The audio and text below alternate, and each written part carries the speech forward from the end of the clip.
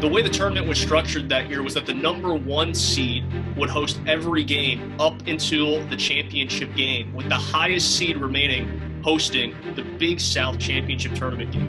It was a crazy year. I mean, Radford was a preseason favorite going in. They had a great start themselves. I think they beat Notre Dame, beat Texas in non-conference play. They started well in conference, so you had to look at Radford and think that they were gonna pull it out in the end. But you also had Campbell with Chris Clemens, leading scorer in the country. And so you knew that they would be right there as well. And of course, they ended up being the number 1 seed at the end of the year. So as we kind of followed things and went back and forth, Gardner-Webb early on was almost an afterthought. Obviously, when conference comes around, everybody's locked in. I went into that game knowing that it could possibly be my last game ever in a Gardner-Webb uniform. High Point was a bad matchup for us, honestly.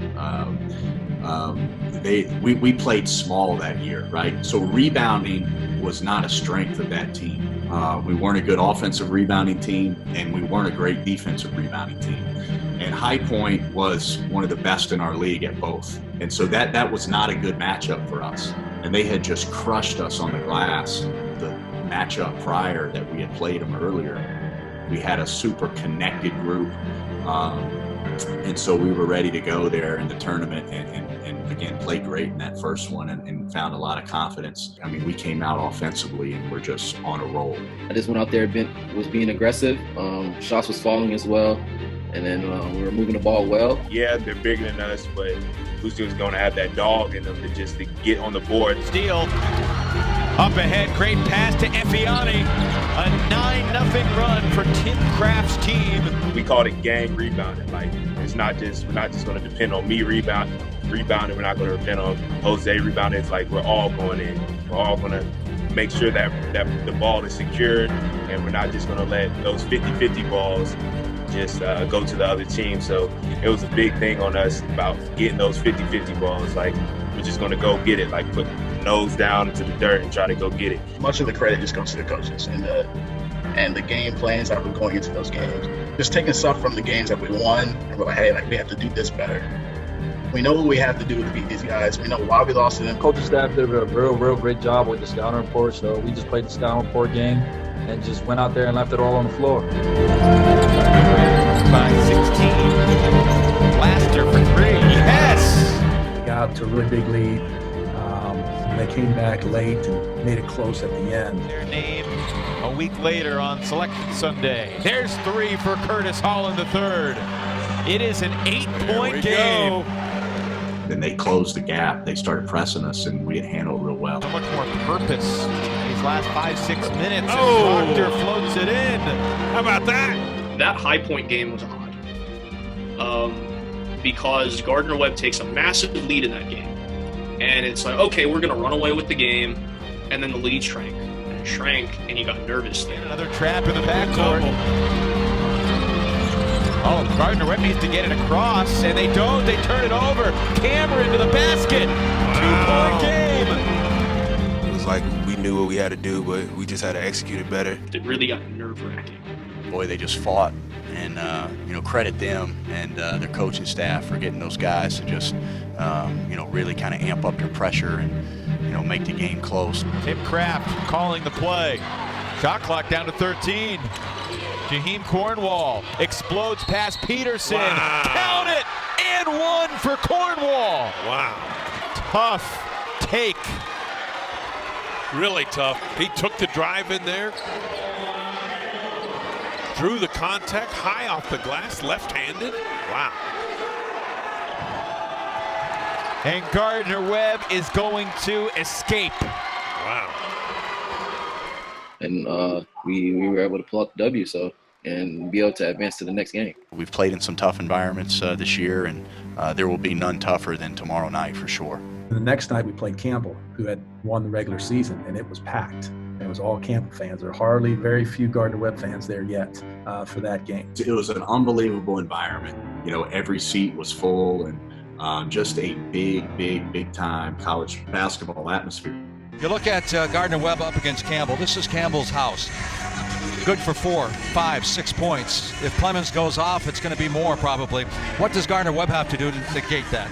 They've got to survive the first 5 or 10 minutes because Chris Clemens is going to go off tonight. I think at least he's going to try to. I can't wait. This is everything we want. If there was a college basketball all-star game, I'm pretty sure that Chris Clemens would be invited. Chris Clemens comes into that game. He's top 5 all-time in NCAA history in points scored. He's already passed Danny Manning, Larry Bird, and Oscar Robertson, en route to becoming just the 9th player to reach 3,000 career points. Late-game heroics and jaw-dropping dunks have made the Campbell Sr. a fixture in SportsCenter's top 10. Talk about being an extreme underdog, not only in the tournament in terms of seeding, but you had all the national media against you. Everyone wanted to see the Campbell Fighting Campbells win the Big South and go to the NCAA tournament so we could get national media attention on this little 5'9" guard that could just shoot the lights out of the basket. Dancin Bulldogs at Gardner-Webb, a little back door.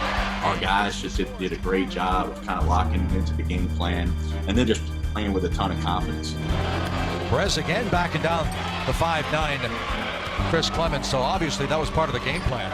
David Effiani and Christian Turner did a great job defending Chris Clemens and doing their best on him. Whitfield back to Clemens. Clemens lights it up, or lines it up, and didn't light it up that time. Chris Clemens, he was a different guy, man.